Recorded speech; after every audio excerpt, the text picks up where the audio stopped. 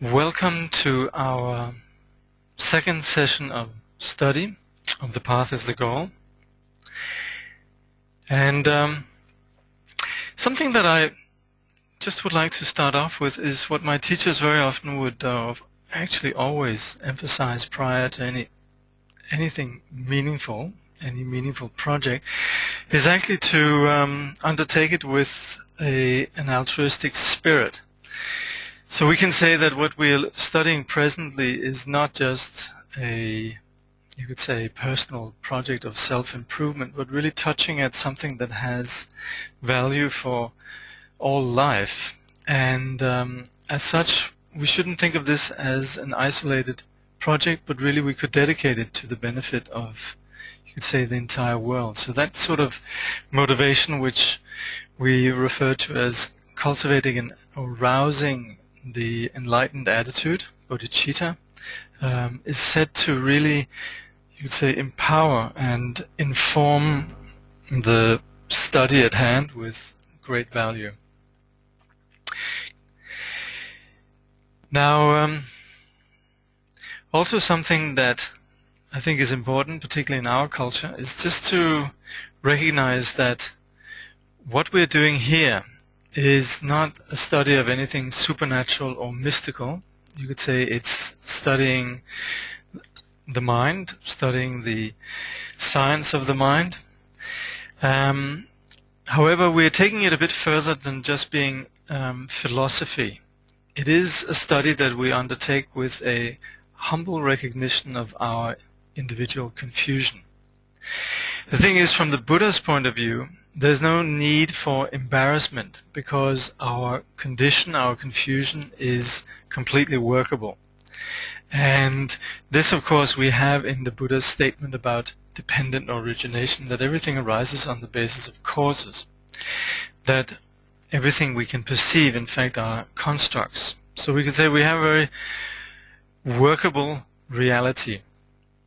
Now, the thing is, we do have this, we could call it cognitive dysfunction, samsara, but it can be remedied. So, traditionally, we approach a study like the one we have here also with 4 aspects of motivation, or you could say 4 perceptions. One is seeing ourselves as a patient. We see the Buddha as a physician. We see the teaching as medicine, and we see the path as treatment.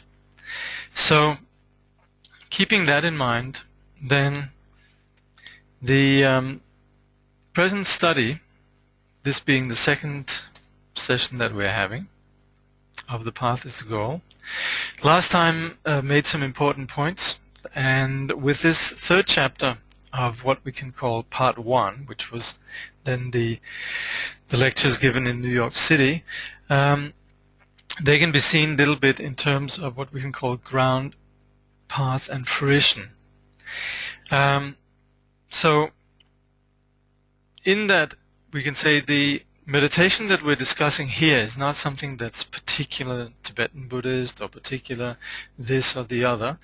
We're really touching on a universal path of unveiling, cultivating recognition of, realization of unconditional wisdom. Now, this wisdom we can see as something that's cultivated gradually, and we can also see that it's something that exists throughout all conditions, whether we're confused or enlightened, whether we're in samsara, nirvana, or on the path.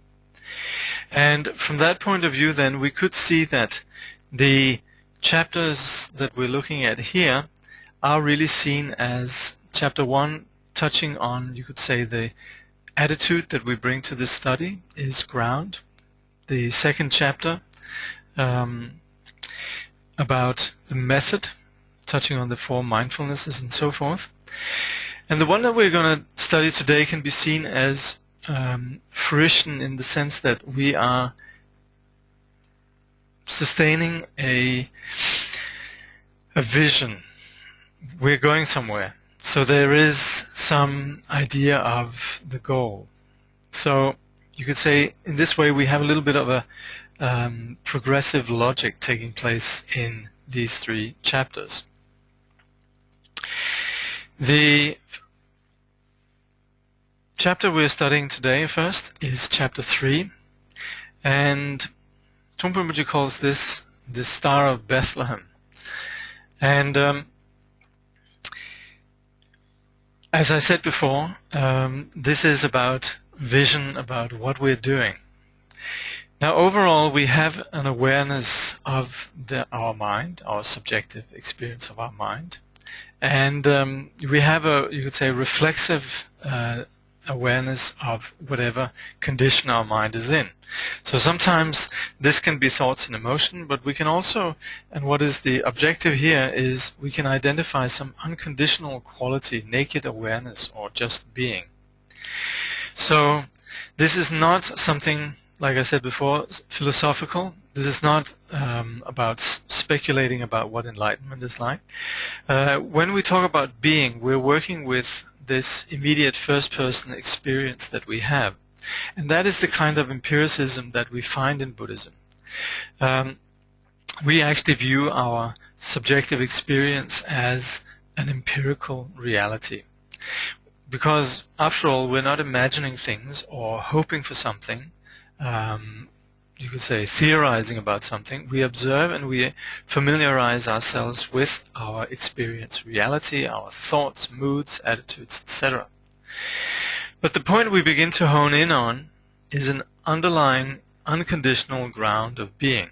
We have all these thoughts and moods, but we also have an unconditional nature of naked awareness, which is then what is referred to here by Trungpa Rinpoche as the unconditional way of being. So what we're doing with the path of meditation is developing an awareness of this unconditional nature. We do this, practically speaking, through a path of study like we're doing now. Then we see how this corresponds to ourselves, whether it holds up, the logic and so forth, critical thinking, also sometimes referred to as reflection, and then we integrate our understanding through meditation. So we need to, we can't just leave this as just a sort of a philosophical thesis. There's something that we need to do. So we need to start off with the awkward, you could say, format that we have to identify something theoretical, and then we need to cultivate it. If we already had realized it, of course, we wouldn't require a path. So Trungpa Rinpoche, about this, he says we have to make some condition in order to develop unconditionally. We have to have a path.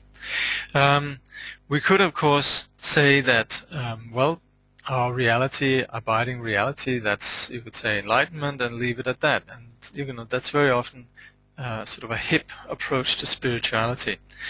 Well, it doesn't really touch on anything or give us any sense of accomplishment or liberation, and it doesn't really amount to much more than just empty speech. So we have and are, you could say, gradually uncovering this unconditional nature, which is also sometimes referred to as Buddha nature or heritage. But in doing this, we have to humbly acknowledge we're beginners, and we're only now beginning to be aware of this. What, you could say, makes it easier for us to exist within this beginner situation where we you can approach this as amateurs, and there is a certain sort of messy quality about our spirituality, is that we recognize the value of this, that we are through this touching on something profoundly meaningful, possibly the most meaningful dimension there exists within all life, which is touching at the core of being. We could see that it's due to understanding this nature sorry, that we have, you could say, intelligence, wisdom, that we're happy and free, and it's due to being confused about this nature that we are confused, narrow-minded, and suffering. So this definitely is not some precious self-centered project of self-growth. this is, you could say, addressing the key issue of all suffering in the universe. So, in addressing this essential point, what drives freedom and happiness in the universe, we might have to go about it beginning at square one, but we can rejoice that at least we're moving in the right direction. Now this is then what Trungpa Rinpoche refers to as the Star of Bethlehem. This unconditional nature is what sustains our vision. This is the light, and this is what inspires our vision and our application and integration of this vision. So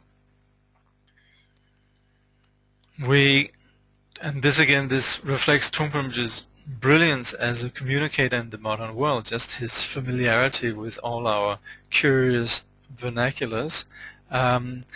It might seem to us presently like this Star of Bethlehem, enlightenment, is something far away, but it is something that is very real, and it's something that gives us hope. And going back to what we spoke about last time, this expectation that is very real. We're pregnant. It's quite likely that something will happen here.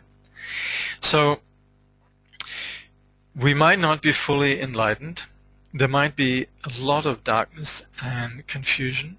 We might even be miserable at times, but it is something that's workable. It's manageable. So with this star, this beacon of hope, there's no reason that this shouldn't go well. Now, about this Star of Bethlehem, I'd like to suggest that this, you could say, this workability runs as a red thread through all of Buddhism. And something that some people are familiar with is what's called the mantra of dependent origination. Particularly the Tibetan Buddhist crowd are familiar with this, but this is actually something that we find in the Pali Canon and throughout sutras in various places. And it's what one of the Buddha's close students spoke to Shariputra when he inquired what it was the Buddha was teaching. And then this monk said, Yadharma hetu prabhava hetum tesham tatagato hayavata tesham chayu niroda evambadi mahashamana soha. And this is a very powerful statement. This is then, you could say, what sums up very succinctly and eloquently really the power of what it was the Buddha taught. Namely, that he wasn't falling into, you could say, something magic, that something was supposed to descend from heaven or some mystical dimension, nor were things just happening randomly. But in fact, this means all dharmas originate from causes. And these causes were explained by the Tathagata. We can say that the nature of our psychology was mapped by the Tathagata. Of course, to be checked and verified by ourselves. And moreover, you could say the cessation of these causes in the sense of the causes of confusion, these were also explained by the Buddha, i.e. the great renunciant. So this workability of our mind is the inspiration that we take with us. Both, you could say, the workability of the confused aspect that we gradually uncover, but also the potential it holds, that our confusion is workable and it's, you could say, removable. There is this vision of this unconditional nature. So, we want to have an awareness of the great goal of enlightenment, and we then, as you could say, a strategy, as a convention, we consider it something far away, and there's a great journey which is the path. And of course, this is also being very real and pragmatic on both levels. The path, you could say, is the means. So we talk about wisdom and skillful means. So wisdom, you could say, is something that's abiding, but we need a structure, a catalyst, which we then call skillful means. And this enables our innate nature to become manifest. So presently this nature, this Buddha nature, is still a potential. So we justifiably regard enlightenment as far away and us journeying toward it. So this is what we do practical. all sorts of theories, sort of glib expressions about us already being Buddhas and so forth, won't make much difference. So we have to go through the, you could say, pain of treading on the path imperfectly. We might do it clumsily, but the thing is, it's only through actually going and doing it that this will get us through confusion. So there has to be this carrot of enlightenment. We need to be on the way to somewhere. This is called traveling the path. We engage wholeheartedly in our reality with a clear vision of meaning and an awe of this sacred, you could say, abiding reality. So the reality of this lies in us being present in our immediate experience. That's a given. And so we could say something facile and easy about we're already Buddhas, but then again, we need to actually uncover it. Doing so is then the path. So we need the bright hope of that which is beyond our conditioned and afflicted mind and actions. As we begin to meditate, we have some, you could say, painful immediate awareness about our afflicted mind and how this drives our actions, our neuroses, our karma, and so forth. And so on the path, we need to have this bright hope. And more than anything, that which connects us, you could say, with the reality of that hope is the spiritual master, someone who's actually a pro, somebody who embodies the enlightened quality. This is then the spiritual friend. The spiritual friend is someone who embodies the result of the path. Otherwise, we have a lot of, brilliant theories, but of course it makes a big difference when we have somebody who has mastered it. So this is where Buddhism is again more than just sort of taking our place in the pews or being faithful or you could say subscribing or having an opinion. This is actually more about us actually apprenticing. And you could say there's a common DNA between ourselves and the spiritual teacher. We have both this common unconditional quality, but there's a big difference between whether or not you realized it. So we relate to the teacher as somebody who's actually part of our family, our lineage, but we also relate to this as someone that we actually train under. This person is referred to as sometimes Kalyana Mitra, a spiritual friend, sometimes is seen as a venerable elder, and sometimes also as someone very immediately heavily present as what we call a guru. Either way, he or she is someone who translates enlightenment into, you could say, a perceptible reality and then trains us in applying and manifesting this potential that we admittedly have, but which we temporarily are a bit, you could say, alienated in. We're alienated to that. So we approach such a teacher based on faith or through experience. We might trust the teacher, or we might actually be a spiritual person ourselves and begin to sort of connect to the quality of the teacher. We can approach the teacher in a blind way, or we can approach the teacher with skepticism. Something that's interesting about Trungpa Rinpoche's approach is very much that he encouraged skepticism, recognizing us coming from a very, you could say, analytical culture.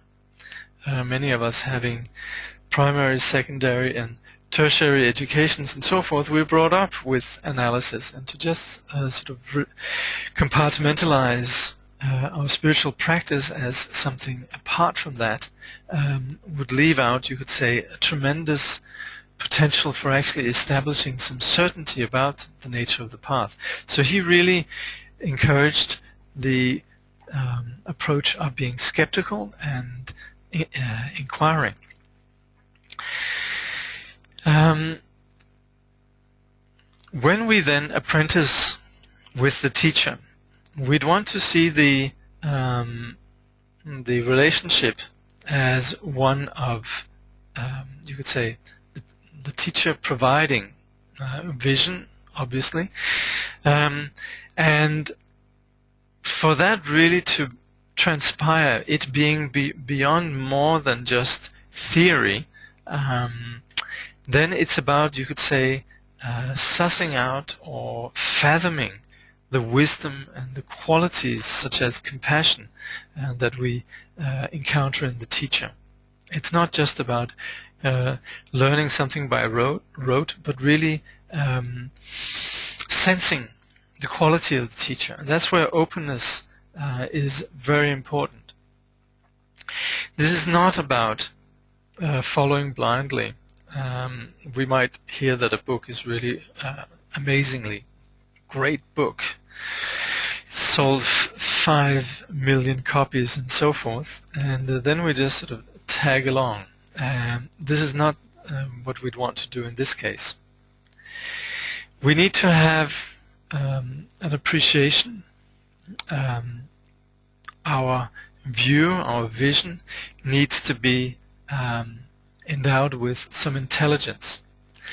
So we understand that the guide, the teacher, is not an idol, not somebody that we're a fan of or who we adore. We're not, as Trungpa Rinpoche loves to describe it as, we're not turning ourselves into adoring sycophants. We want to appreciate that the teacher is not playing on our expectations or weaknesses, or even actually allowing us to objectify or worship them. Rather, the teacher is, you could say, easing us out of our comfort zone. The teacher might take us out in the open, out from our familiar ground, and Trungpa Rinpoche gives a wonderful metaphor about the teacher taking us out on a winter night, doing it gently, even sort of indulging us a bit, possibly seeing that we're well dressed. If we want, we could have a cigar as we're walking with the teacher. But in doing so, introducing us to a vast universe. And this greatness that the teacher, he or she, shows us is not just some blind hope or some theory. We're actually looking up at the night sky. We're sensing the crisp air and so forth. So there's not really any, you could say, deception or illusion in here. There is a genuine experience, and Trungpa Rinpoche refers to the Zen tradition where this is sometimes described as satori. The person actually shows us how being can be handled and lived skillfully and compassionately. Trungpa Rinpoche says, making enlightenment real rather than purely a myth. Now, us not being enlightened is not as if we can blame anyone for our clumsiness, you could say our hit and miss approach to happiness. We can't even blame ourselves. What has happened is we got lost. We have been wandering in samsara, which is, you could say, which comes about through our, you could say, emotions or neuroses, and the actions that these emotions and neuroses, the actions that they inform or drive, and then as a result we have these patterns that we perpetuate. And this is what we call samsara. This is where the teacher brings us back to reality, and bringing us back then, bringing us out of our, you could say, sort of what's the word? Anyway, this sort of hazy zone of our emotions and our unawareness, bring us back to reality. This is where the journey actually begins. What's important here is that we recognize that we're not doomed or, stuck in being this particular way. It's been a very long time that this has been going on. And so our what Trungpa Rinpoche calls guessing our way towards happiness, and failing to do so is something that is not due to someone in this life or even ourselves. It's just the nature of ignorance. We get lost where there's some unconsciousness, and you could say the cycle of samsara evolves, what is described in the 12 links of dependent origination. And we can't blame others nor ourselves that we are in this condition. But what we can do, practically speaking, is go back to square one, which is present reality. And this is where we always find ourselves anyway.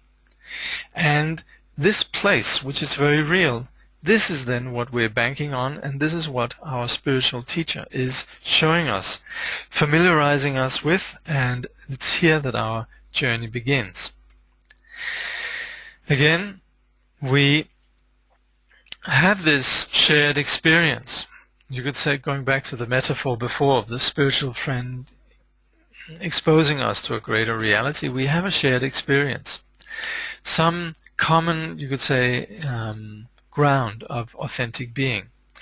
So this doesn't really fall into some sort of categories that can be defined in terms of metaphysics as we would do in philosophy, or objectified and identified as we do in science.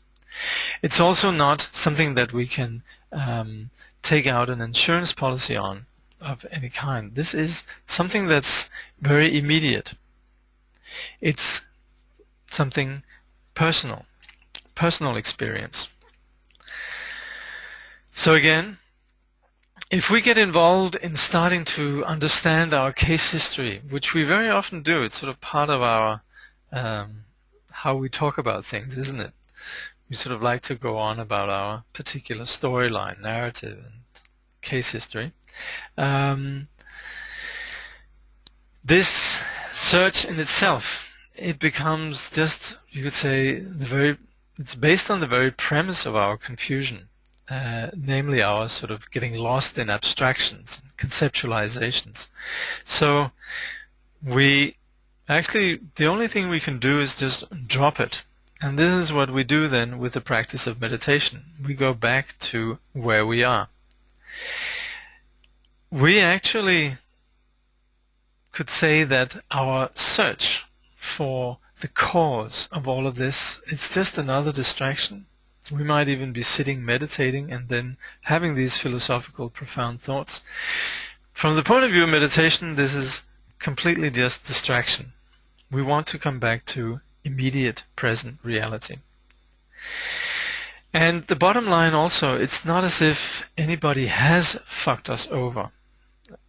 The very notion of this someone that has been, you could say, is a victim of some sort, and this individual who then has either successes or failures, all of that, you could say, is ignorance itself. We don't even blame ignorance. We just desist from perpetuating it further. But we would want to appreciate that there is no solid entity that we can call me. So in recognizing that this pursuit of this mythological me is illusional, we then, you could say, are empowered and motivated, inspired to practice sitting, being fully present. Now, as far as our self goes, we could say that this me is mythological, and then also we need to also work with this mythological reality that this me constructs. We're not denying that there is perceptions and all of that, but we want to no longer take it that seriously.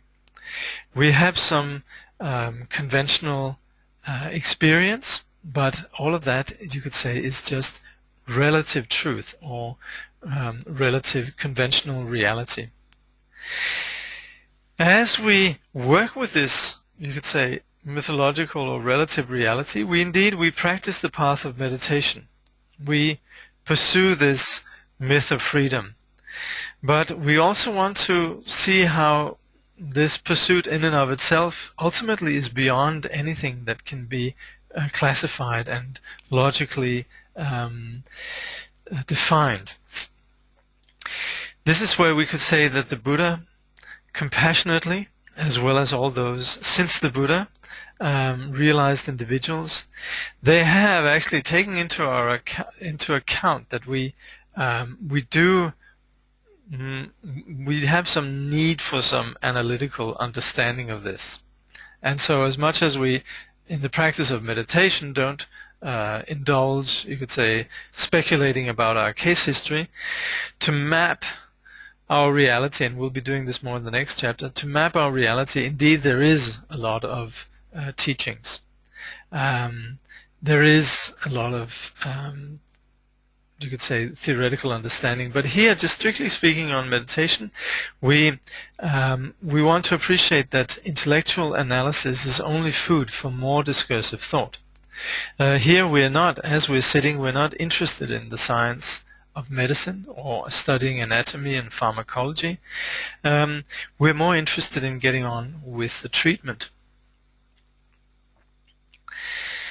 So, as we looked at in the last chapter, this path then requires the discipline of meditation. This meditation we looked at in chapter 2 is then shamatha and vipassana. So, in pursuing, you could say, the treatment relating to square one, immediate reality, doing that actually requires discipline.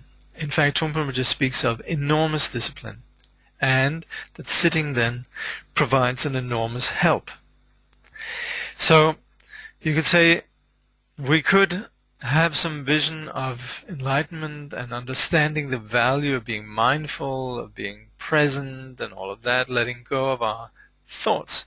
But that would actually be setting ourselves up and imposing some additional moralism that we all of a sudden should be able to just be in the present.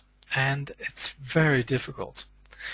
So you could say, taking the hint from the prose, then we'd want to recognize that we need to actually sit, and we need to actually also align, you could say, our sitting, integrate our sitting through the various practices and trainings in terms, or rather, of discipline. Whatever lifestyle we might have, there is a way that we can integrate meditation in our post-meditation. So all of this comes back to us actually properly engaging in shamatha and vipassana and beginning to have some experience and appreciation. And to do that is not something that we're just going to do just on the spur of the moment. This does require that we have this vision we've been talking about, and also some devotion to both the logic of the path, to our own, you could say, value or potential, and to our teacher. So we start off being clumsy, and eventually we become skilled through, you could say, a disciplined approach to the path. This path then requires shamatha and vipassana. Shamatha being, you could say, the structure of calm, and vipassana, that what emerges out of that wider vision, and satipatthana, mindfulness. So this we discussed in the last chapter. And this then, as we are touching on in this chapter, enables us to follow the path and unveil then the objective of the path, which is enlightenment. Like Rinpoche says, real experience, real life. So, Trungpa Rinpoche, actually, after the question and answers, he has some recommendations, and he mentions some of his own works, Cutting Through Spiritual Materialism and Meditation in Action, which, if you haven't read them, they come with great recommendation, not just from Rinpoche himself, but from yours truly, and these are works who really have become classics. Then we have the 100,000 Songs of Milarepa, which is an immensely inspiring, beautiful songs of realization from one of the great masters of Tibet. And then we have some contemporary works which are Zen Mind, Beginner's Mind, also a classic from Suzuki Roshi, or Shunryu Suzuki, who lived and taught in California in the 1960s and early 70s, and who also was a very close friend of Chögyam Trungpa. And then Nyanaponika Thera's Heart of Buddhist Meditation, which is also one of the great classics of modern Buddhism, particularly one which you could say was one of the first books that clearly describe mindfulness, the 4 kinds of mindfulness, and the Mahasatipatthana Sutta. Okay, are there any questions at this point?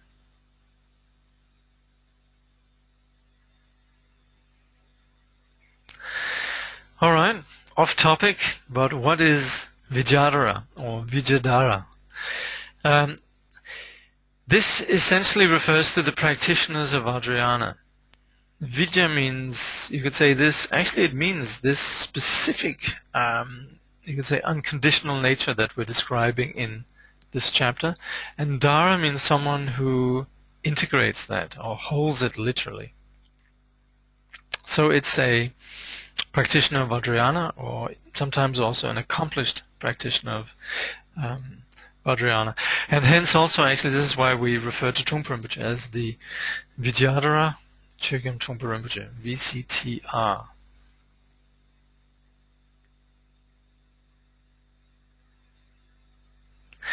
Yes, that's correct. The question is, do I understand correctly that we don't practice Vipassana, it emerges? Okay, this is actually important. We talk about Vipassana in 2 ways. One, analytically, which is where we then analyze, and this is where we have all these various teachings, such as Madhyamika, Prajnaparamita, and so forth. So we can, and also this is where we could say we do these practices of analyzing the body and so forth. Sorry, we analyze the body and the mind. We see how we're composites, we are, you could say, aggregations. We understand the nature of the skandhas, ayatanas, and the dhatus, and so forth. You could say the aspect of understanding wisdom in Buddhism is what we call analytical vipassana. But settling meditation itself, you could say, is founded around the structure of shamatha, and from that you then have vipassana that emerges. And at that time, vipassana is not necessarily objectified as something that can be grasped. So, yes, we could say vipassana emerges. When you talk about the difference, timing, use of open awareness versus focused awareness. These come together if you're thinking about the 4 wheels of the chariot we discussed last week. Focused awareness is what we come back to. It's a bit like an anchor, and you could say the open sea around the anchor is the space. So as we sit and we experience coming back to the breath, we're aware of the space where we're doing that. In a relaxed sense, we're just, you could say, present. So you could say the focused awareness brings us back to this open awareness. How can you be identified with the breath but only have 25% of attention of the breath? Well, it's more the wholehearted engagement. This is, you could say, the focus. Something like open awareness, the space and so forth, friendliness towards ourself and all of that, we can say is something that comes naturally. But we need to have one place that we come back to gently, and that's the 25% attention on the breath. And then, of course, 25% sounds very precise. It's really just that we have this awareness of the breath. But this is sort of the place we come back to. Okie dokie. All right. Chapter 2, Meanness and the Emotions. And this, you could say, is the first of the teachings that were then given at Tail of the Tiger. now Karma Choling, and it's really talking about the basic nature of what is. So you can say if we would want to have some understanding of our case history, this is it. Meanness and emotions are talking about two basic levels of our consciousness. You could say the very ground, and you could say the very ground of samsara, and then what emerges out of this very ground of samsara. So what we're doing here is, of course, pursuing the topic of vipassana. Again, you could say establishing an understanding of reality, and also, as you'll notice in Buddhism, we never see this is reality, this is how we can pigeonhole reality, this is level 42. Rather, we have some sense of becoming a bit more discerning about the dangers of pigeonholing, and you could say what reality is not, understanding, you could say, the narrowness of our conceptual constructions. So what we do is then establish this wider perspective by beginning with saying what wisdom is not. And so we do that by understanding what is confusion. And you could say then the more we actually identify confusion, then we can, you could say, have some understanding of when confusion is absent, even though we can't objectify it. You'd say there's less confusion. We could then talk about some degree of ascertaining a quality of wisdom. We don't really do that, but we can also appreciate the freedom that lies in the absence of conceptual construction or confusion. Anyway, so as we are now honing in on the nature of confusion, then we are discussing these two aspects: meanness, not meanness, but this all about me, basic ignorance, and emotions. Just a moment, it's a bit dark where I'm sitting. I'm just going to turn on the light. Be right back.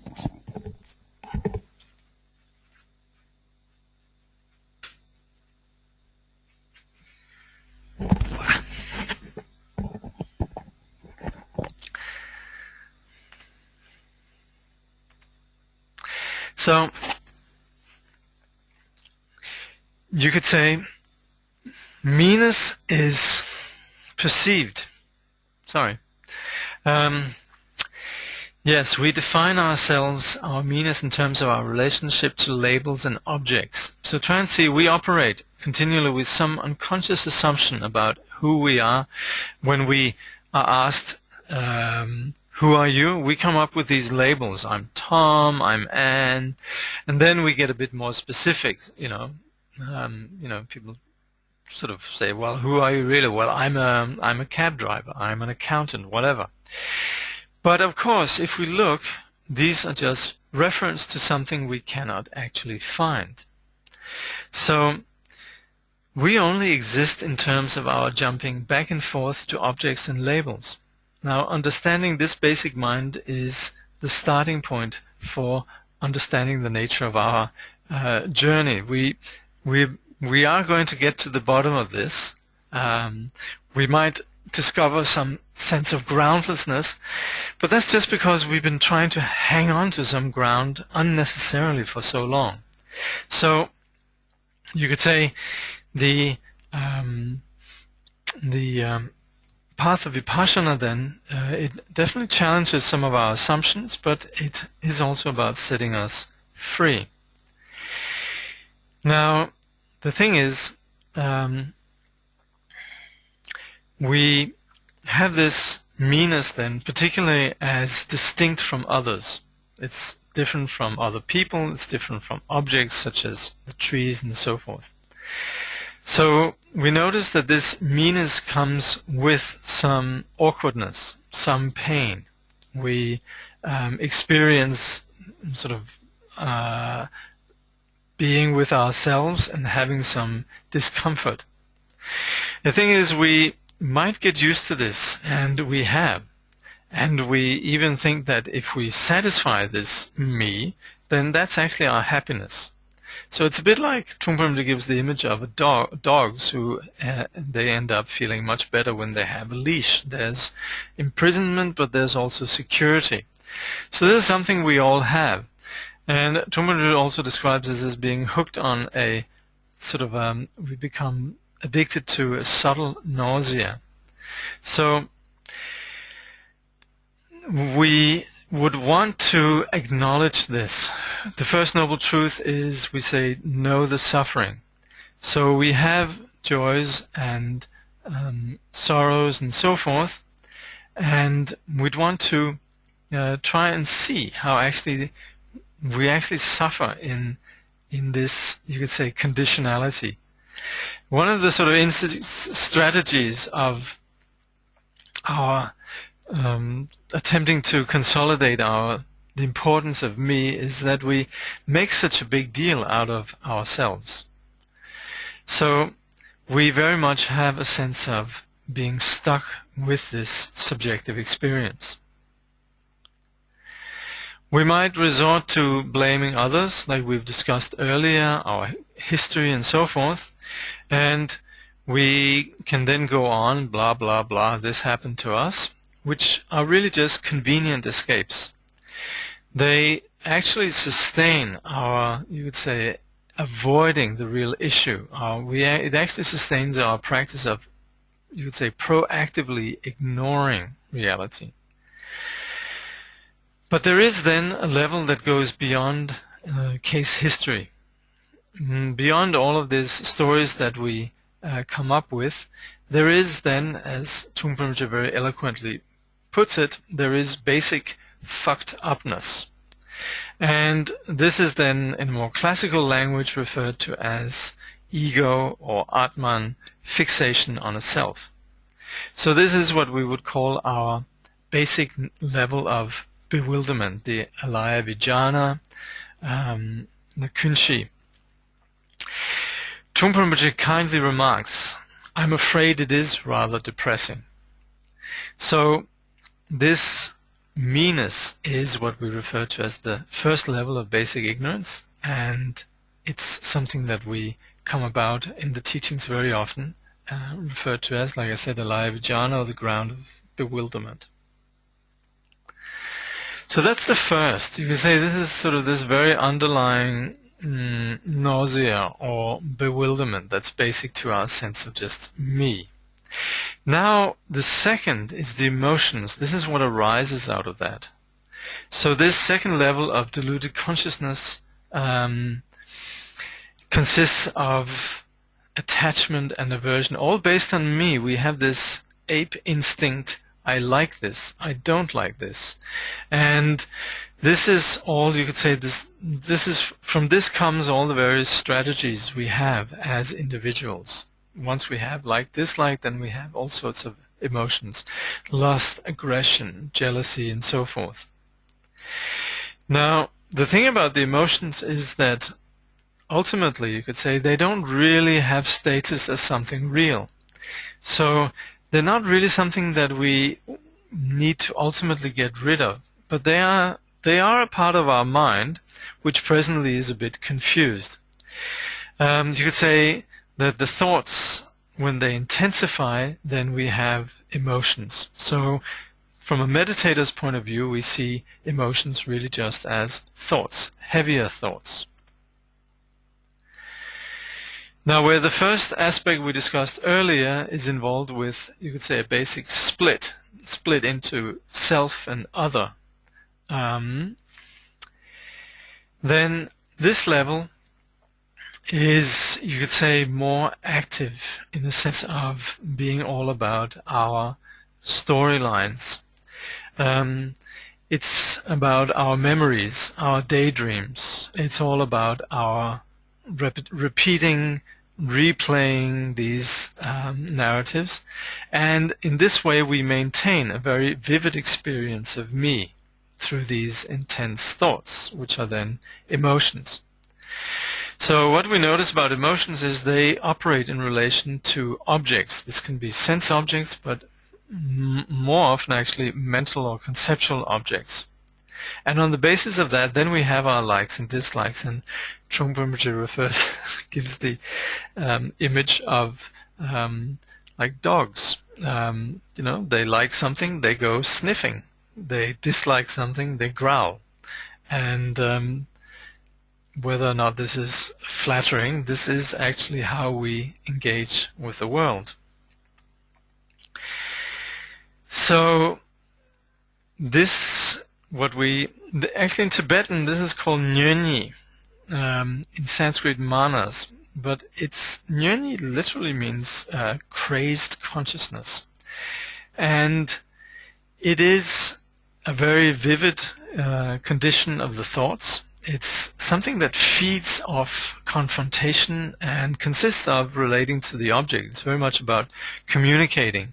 It conjures up visuals. We think or experience emotions, sounds, feelings, and so forth. Our thoughts are taken by this vivid dimension of our consciousness.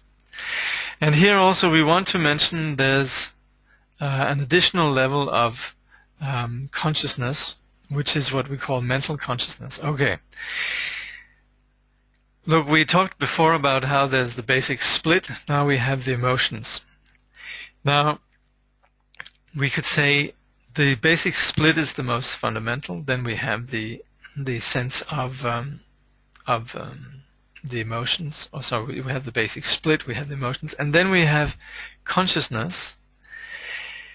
As we have the 5 consciousnesses in relation to the sense objects, then we also have, just like we smell, we see, then we, each and every one of us, we have as an object of consciousness also our thoughts.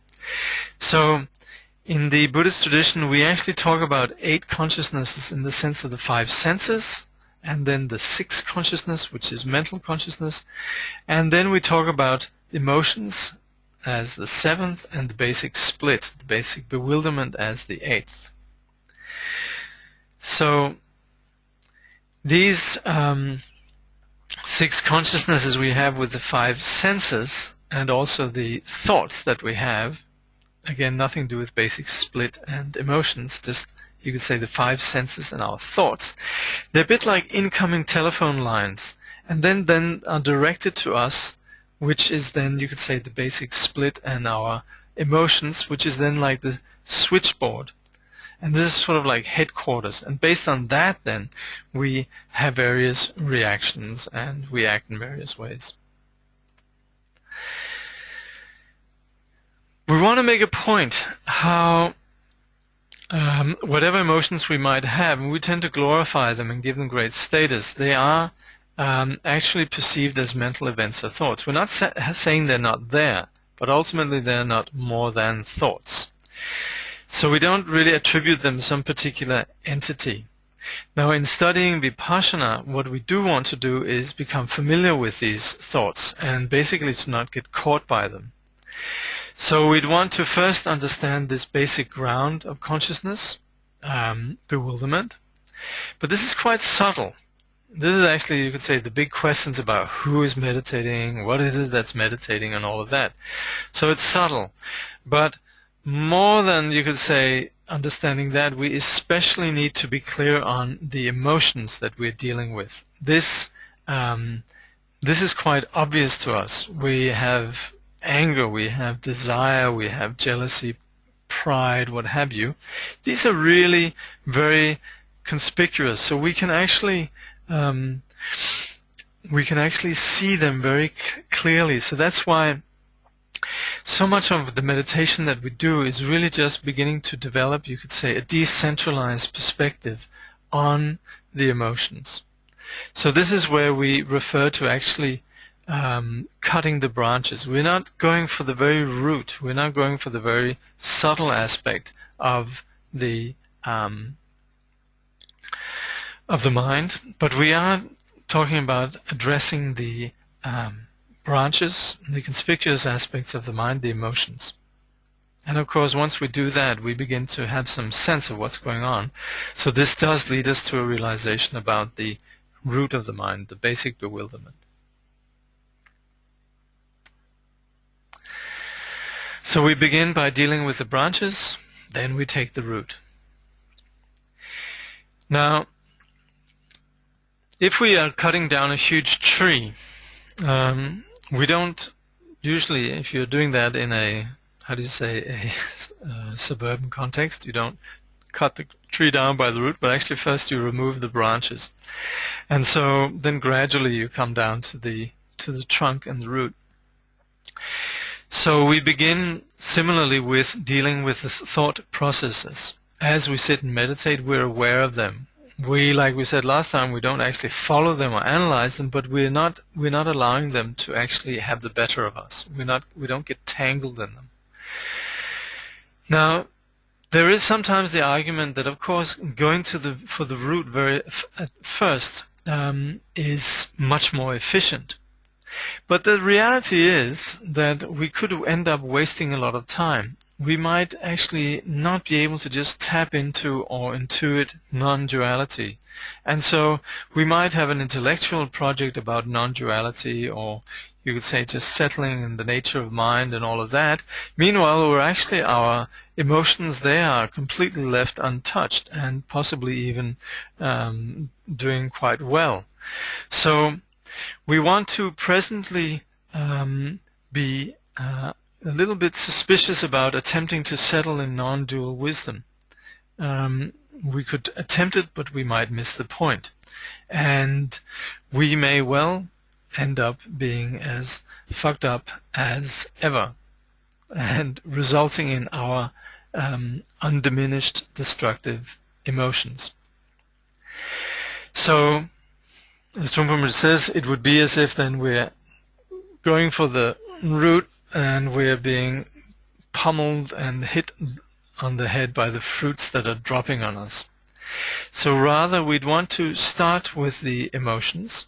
We'd want to be sitting and training ourselves in not being caught by the emotions, and through that we'll then have some realization of some naked quality of awareness, and through that then we'll be able to dismantle the basic bewilderment of me-ness.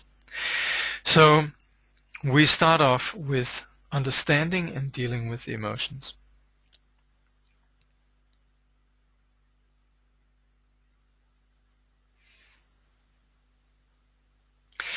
I haven't actually, just out of time constraint, I haven't gone through the questions and answers.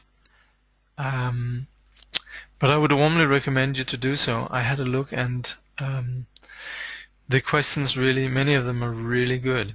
I was also listening to some teachings of Trungpa Rinpoche the other day.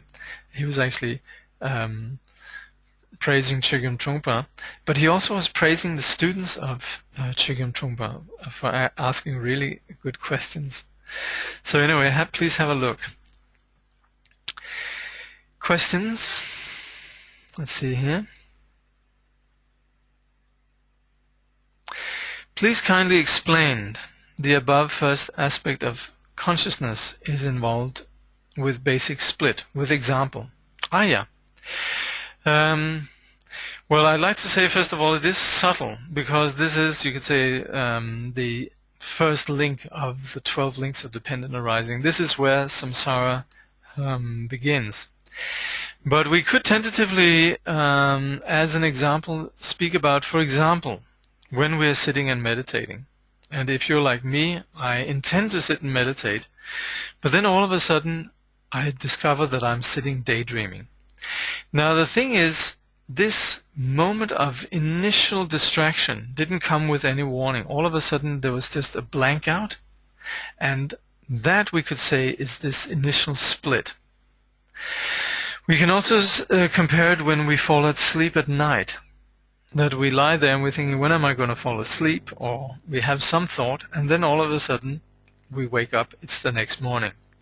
There wasn't any kind of, you could say, conceptual, you could say, warning or objectifiable experience around that split, that basic moment of bewilderment. So that, you could say, moment of unconsciousness that happens to us can be an example of this basic split. And how it relates then also in terms of example, how it relates to then the emotions is, for example, when we then, let's say we're distracted in our meditation, we sit and daydream, after the initial split happens, then try and notice how when we sit and daydream, we're actually very involved with this emotion, this me and my objects. I can sit and have a daydream about an imaginary conversation or an imaginary argument or something I'm thinking about, but there's a very vivid sense of me and the other. So we have this initial unconsciousness, and out of that then evolves the, you could say, the emotions. Likewise also, for example, in dreams, we fall asleep after this initial basic split, and then we have all the dreams in which we have a vivid sense of me and my world. And then it says, in Chinese, our remedy is not feeding the root, then the branches will die by itself. How that works in meditation. That is very true. And so you could say that is so true. And also in reality, when we sit and we are being present, not being distracted, not following after the thoughts, not following after the emotions, this implicitly also remedies the root. We are actually, you could say, remedying this basic split indeed. So as we sit and we're present, as we're not distracted, yes, we are actually being conscious, we're not being unconscious, and we are actually addressing the very basic level of, you could say, bewilderment. But why Trungpa Rinpoche then discusses it like this is because sometimes there is a little bit of a sort of a spiritual culture, immature spiritual culture of saying, well, we can't be bothered with, dealing with ourselves. We're just going to relate to our transcendental, innate, absolute nature of mind or reality or what have you. We sometimes have this in the context of people approaching Zen and Chan, a little bit sort of taking it from the top, and also in Tibetan Buddhism taking teachings like Mahamudra and Dzogchen, and taking them also a little bit too literally and ignoring the reality of ourselves. Okay, no more questions? Well, in that case, actually, we'll be on time tonight, so I'd like to once again thank you for attending this study, and next week we shall be